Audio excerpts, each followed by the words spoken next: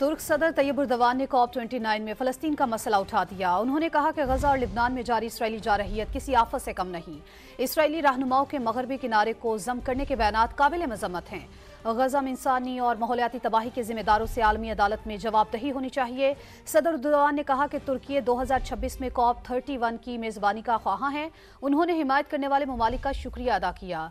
सदर उर्दवान ने कहा कि तुर्की का माहौलियाती आलूदगी में कोई किरदार नहीं है। इसके बावजूद 2053 तक कार्बन का अखराज सिफर पर लाने के लिए कोशां हैं।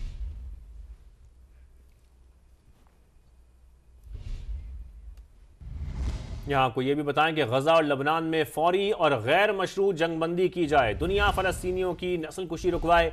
मुस्लिम ममालिक ने इसराइल को लगाम डालने का मुतालबा कर दिया। रियाद में अरब इस्लामी गैर मामूली सरबराह इजलास के एलामिये में शुरा ने जोर दिया अक़वाम मुत्तहिदा इसराइल को इश्तियाल अंगेज पॉलिसियों से रोकने के लिए इक़दामात करे। इसी हवाले से हमने राब्ता किया है साबिक़ सफ़ीर मलिया लोधी साहिबा और तज्ज़ियाकार मंसूर जाफर साहब हमारे साथ मौजूद हैं। मलिया साहिबा, समा को वक्त देने का बहुत शुक्रिया। पहले मैं आपसे जानना चाहता हूँ, ये बताइएगा कि अरब इस्लामी सरबराह इजलास के एलामिये का दुनिया पर कितना असर पड़ेगा और क्या इसके जरिए मगरबी ममालिक को भी कोई पैगाम दिया गया है? एक पहलू तो इसका ये है कि एक ही आवाज से मुसलमान दुनिया से जो लीडरान है उन्होंने इसका मुतालबा किया कि जो गाजा में जंग है वो बंद होनी चाहिए और इजराइल जो जारहाना कार्रवाई कर रहा है इसको ख़त्म होना चाहिए। तो इसकी टाइमिंग इम्पॉर्टेंट है, इसलिए कि अभी ही अमरीकी इलेक्शन हुआ है और सदर ट्रंप जो कि सदर बन जाएंगे वो अपनी इंतज़ामिया बना रहे हैं, कैबिनेट सिलेक्ट कर रहे हैं। तो एक तरह से उनकी इंतज़ामिया को ये पैगाम गया होगा कि इस्लामी दुनिया जो है वो एक साथ खड़ी हुई है इस इशू पे। लेकिन जो सूरत हाल मशरिक़ वस्ता में है वो तो बिगड़ती जा रही है। अब देखना हमें ये है कि क्या नई अमेरिकन हुकूमत जो कि अभी बनेगी तो नहीं, ये तो जनवरी में जाके ट्रंप जो है वो इक़्तिदार संभालेगा। लेकिन देखना ये है कि आया वाशिंगटन से कोई इसका नोटिस लिया जाएगा या नहीं।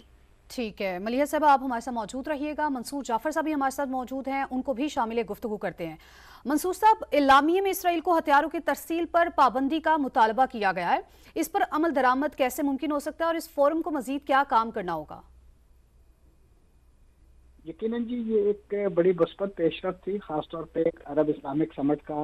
यकीनन ये एक फॉलो इजलास था जो इसराइल को आर्म एम्बार्गो के हवाले से बात की गई है।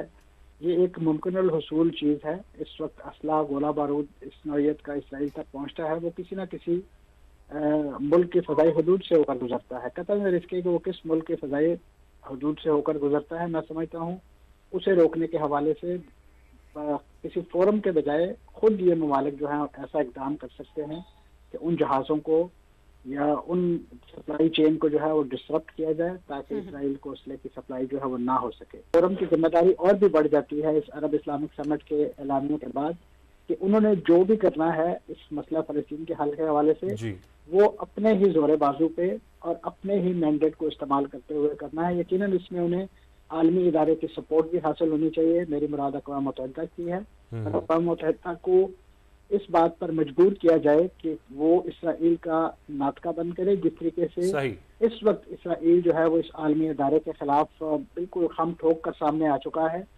ठीक है, मंसूर जाफर साहब और मलिया लोधी साहिबा, आप दोनों का बेहद शुक्रिया।